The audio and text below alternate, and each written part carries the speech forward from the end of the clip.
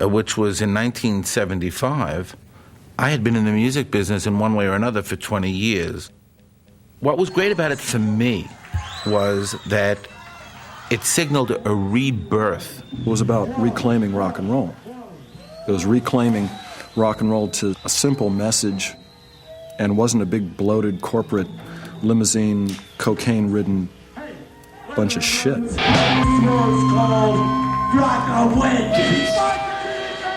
What a lot of people were doing at CBGB's was bubblegum and garage rock.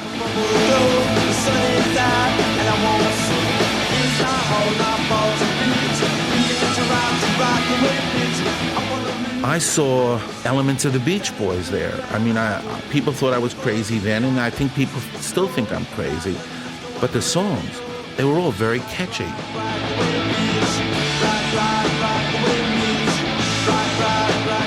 I mean, to me, they were pop music. They were what was played on the radio in the 60s. To me, that's what I heard. I thought they were the most commercial band in the world. I was kind of shocked when everybody said no.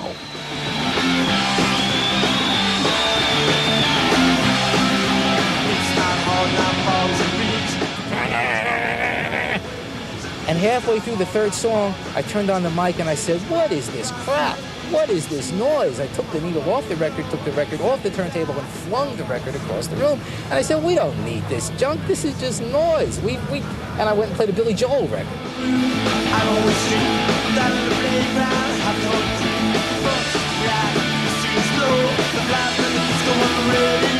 I got hate calls when I signed the Ramones.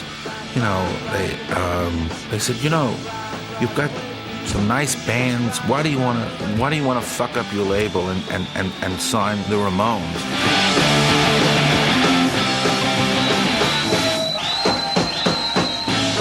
That first Ramones album was a fantastic record. It was conceptually very interesting. The fact that all the songs were very short, the very simple drumming, melody being carried by the bass. The guitar being simply this pulsing distortion that actually became the English punk style. See, the Ramones' first album was almost the only piece of vinyl that we had that we could say was punk. A lot of people I know learned to play along to that record, like Sid Vicious learned to play along to that record, and Paul Simonon learned to play really along to that record. Most of the English bands really adapted the Ramones' distinct sound as their foundations. And then they injected their own selves to create their own, thing. When it got over to England, punk became a way to dress, look, and sound. The New York punk scene was very diverse. The name of this song is Psycho Killer.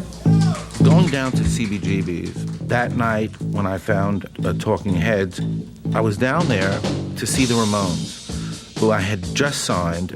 It was a beautiful night in November. It was almost like spring. And I was standing out there with Lenny Kaye, the guitar player in the Patti Smith group. And all of a sudden, I hear music coming out. I can't seem to face up to the facts. I'm tense and nervous and I can't relax. I felt myself just moving more and more till I was inside the door, and I was riveted. Psycho killer, just to say.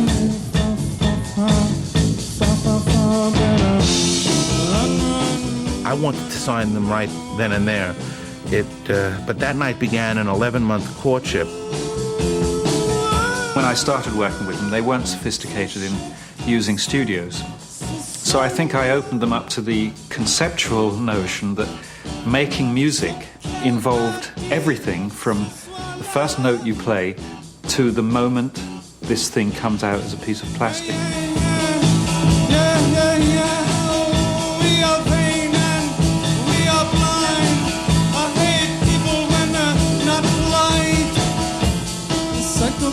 Talking Heads are an intelligent band and ready for trying something new. I don't know if that would have been true of all punk bands by any means, or new wave bands or whatever they were. If you're content to stay in a small club and not do anything else, then you're also not content to grow. Part of the trick is getting yourself out there and challenge yourself. can you make a record and remain true to your ideals and still sell those, 20 billion records? The scene at CBGB stayed so out of the mainstream for so long that all the bands were able to fully explore their personalities, including us. Thank you. It was a great time because it was just so spontaneous and pure. And of course, everything, after a time, it evolves into something else. But there's always these little pockets of time where everything just sparkles and everything is done because people believe in things. There was something about her music that separated her from the rest of the pack. And I think that was the mixture of the profane, and which was common in punk, but the sacred. And plus she was a poet, I mean, she was a poet in the true sense of the word.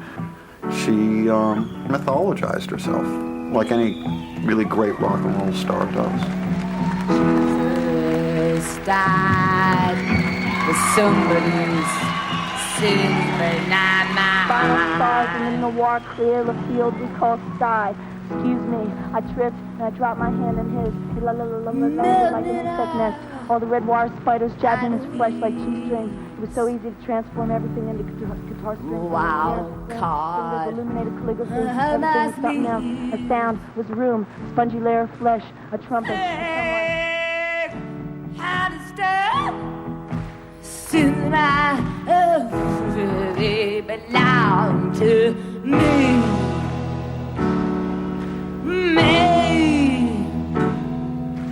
Patti sort of evolved her poems into rock and roll.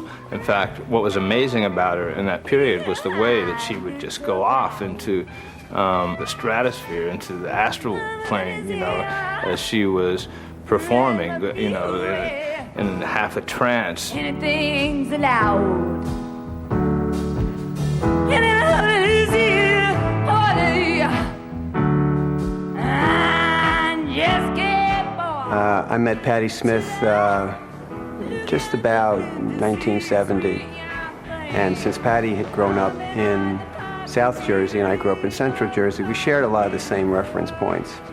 And at the time I was working at Village Oldies on Bleecker Street, and she would come in on Saturday nights and we'd drink beer and dance around to the Dovelles or the Moonglows and, kind of have a lot of fun. She knew I played guitar and she said, well, I'm doing this poetry reading. You want to do a couple, we didn't even call them songs, just play along with me.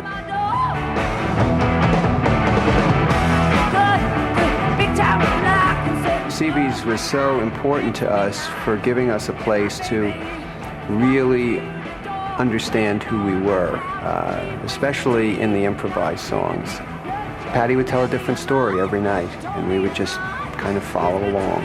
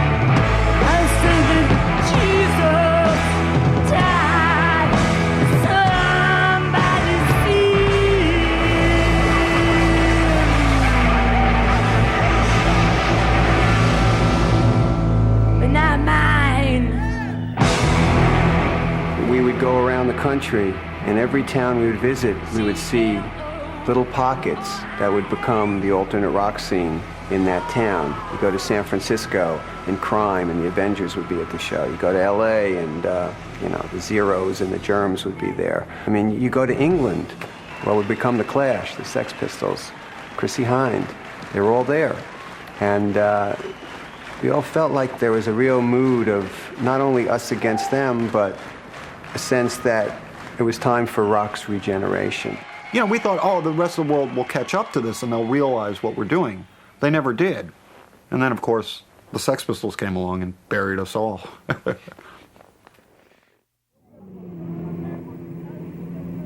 We didn't really know it at the time, but all over London there was nucleuses of people who were looking for something other than what they'd been given. And we were all probably 19 or 20, and you'd grown up watching everybody else shine, but we didn't feel as if there was anything that was our own.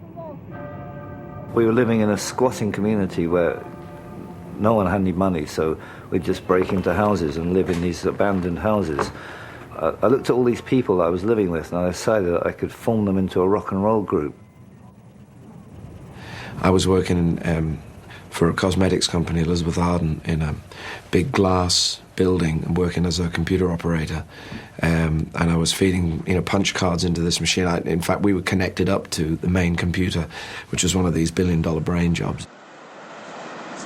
We were all people who had always dreamed of making music, but the right circumstances never seemed to be there, and bit by bit this scene sort of created the right circumstance. And one of the things that drew us all together had a lot to do with the shop that Malcolm McLaren had started.